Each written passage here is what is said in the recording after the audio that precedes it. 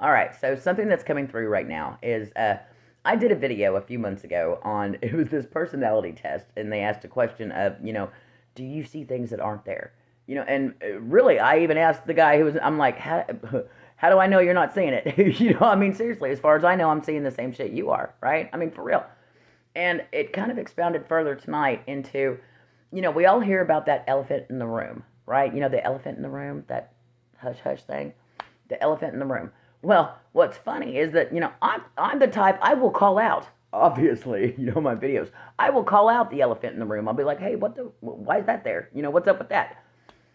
What's interesting about that, though, is, with these zoo handlers out there, especially the ones that put the elephant there in the first place, the zoo handlers will try to convince you that that's actually a giraffe.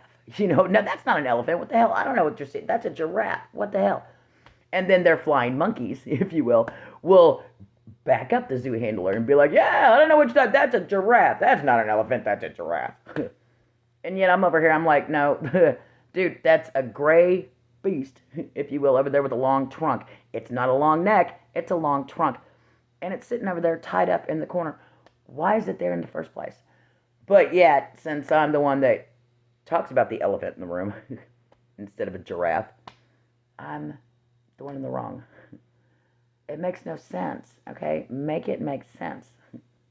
Whoa, whoa, whoa. Man, my heart just went, okay, on to something. I love you guys. Have a wonderful rest of your day, okay? Or night.